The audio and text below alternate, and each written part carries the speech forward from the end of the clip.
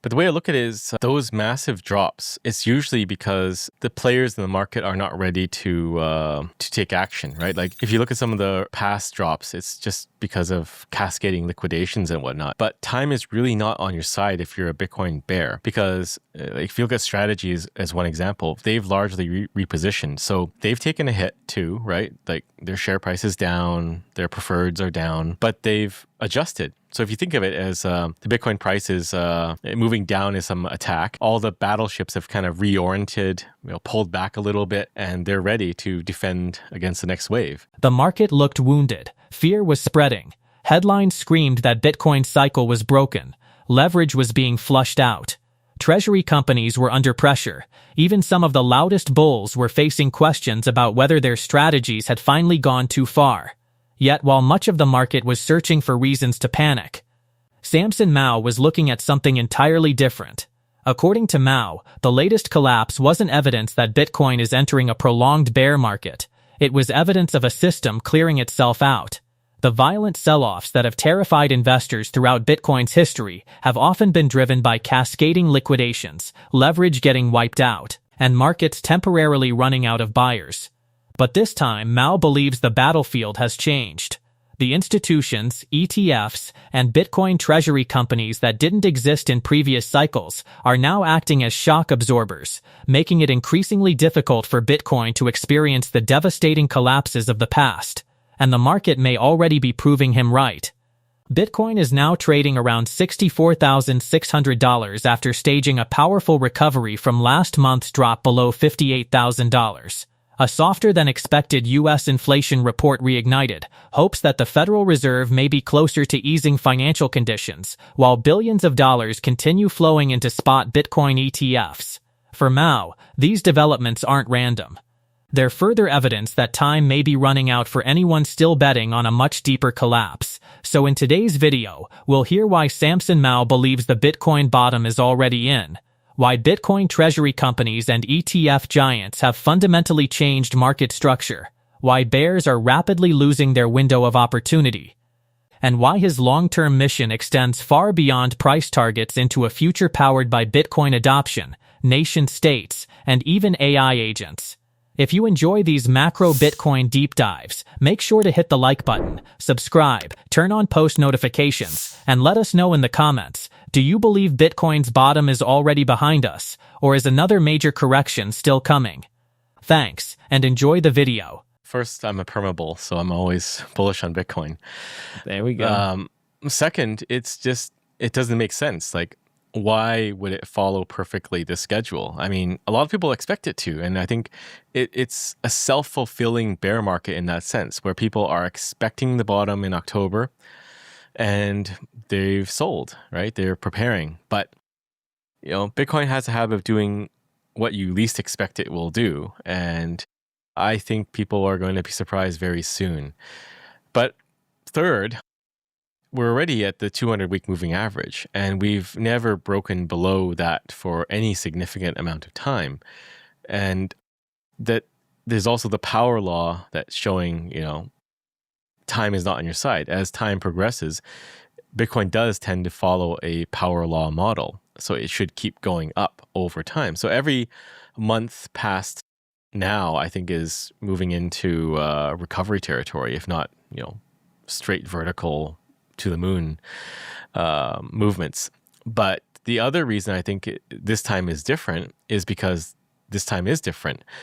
If you look at the Bitcoin treasury companies, if you look at the ETFs, they've largely added additional shock absorbers to the system. If they didn't exist, maybe we would have crashed much lower with this last crash, which, if you think about it, there was really no reason.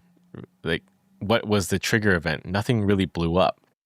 We just kind of went down and then down again. And then, why are we here at 63? Nobody blew up. There's been no tragedy, no bankruptcy, nothing. If you look at it, the supply of Bitcoin is limited, and all of these entities have been buying nonstop. And it's not just them. There are many more entities buying Bitcoin than the publicly listed companies, right?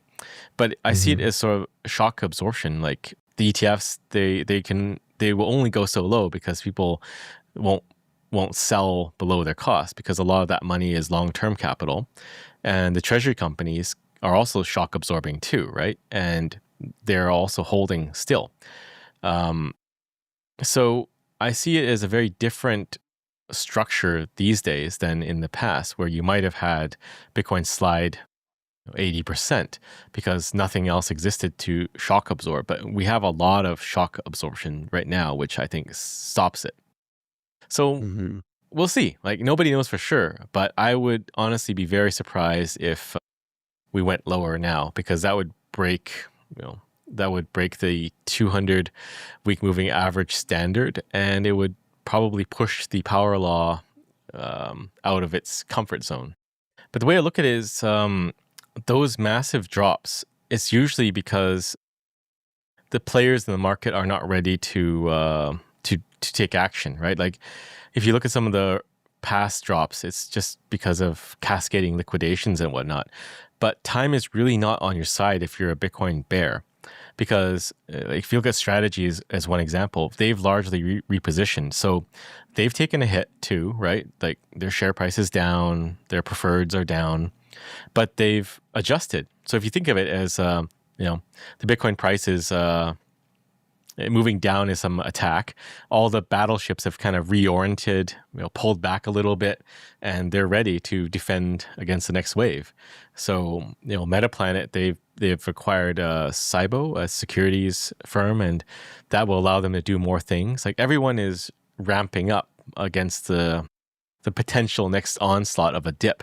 So everyone is in a good position now, and I think the market as well. Those big scary dips are usually because they're just cascading and there's nothing to catch it.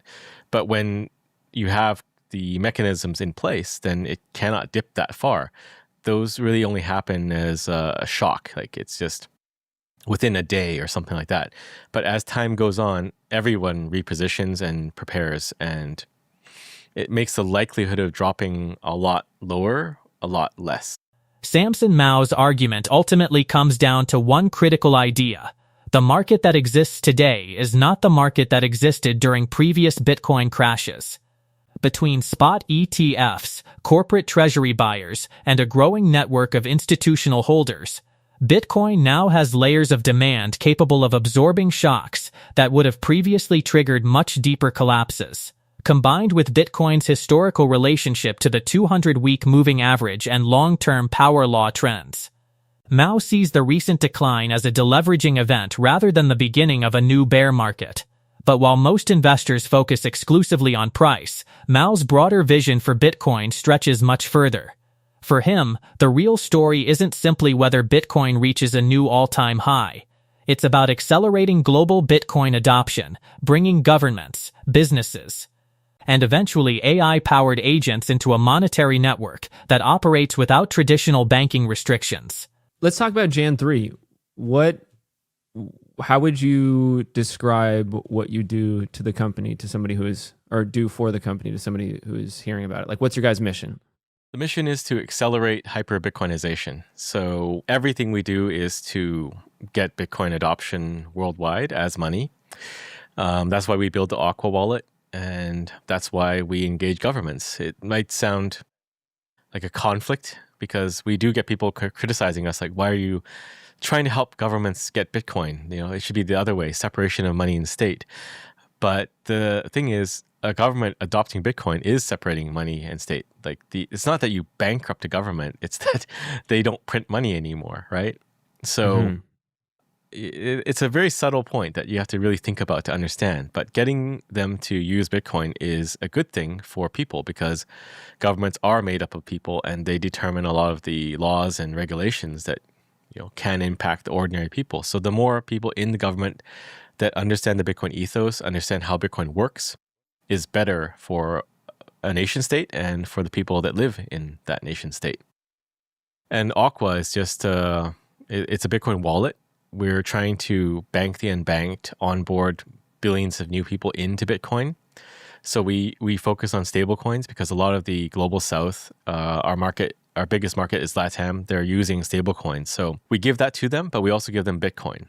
And we've since branched out a bit. We've built Agentic Aqua, which is MCP and CLI that lets any agent, like your Hermes OpenClaw agent, get their own Bitcoin wallet and do everything that you can do in Aqua. So we're doing a lot of stuff. I think the future is largely going to be agentic commerce. So you can see where it's going already. People spinning up their own agents, and yeah, like the language models are just a part of it. It's the agent with context and tooling that really makes a difference. And as it becomes easier to create these agents, and as the agents get better, smarter, and more capable, then it's just going to be a lot of agents doing commerce with one another and using services and paying with Bitcoin.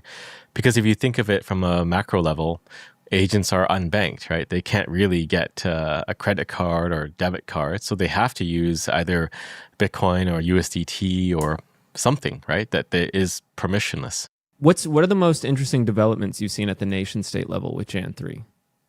Well, it hasn't been that interesting lately. So it's a direct parallel of the real world, a nation state and a head of state. Like if you imagine you're trying to orange pill your neighbor, it's just a random person that has maybe little understanding to no understanding of Bitcoin, and you need to try to get them to want to buy Bitcoin. It's just as challenging. So what we find is when Bitcoin price is low, like now, there's very little interest to talk with us. When it's up, then there's interest. So the meme where it's like the two tables. I've heard that before. You know, Bitcoin at 63, whatever, 63, 64. There's no one lining up there. Bitcoin at 150 or 250,000, long line. So we're just kind of focusing on building right now rather than engaging. Of course, we still do have some engagements here and there, but it's not, we're not aggressively going out to do meetings because we know it's not going to work, and it's also harder to get the meetings at this time. What makes Mow's perspective particularly interesting is that he isn't merely talking about Bitcoin as an investment. He's describing Bitcoin as an emerging global infrastructure layer.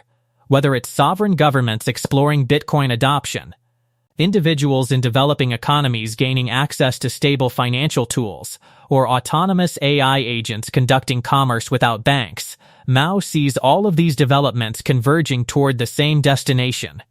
His argument also highlights a growing disconnect between short-term market psychology and long-term structural trends.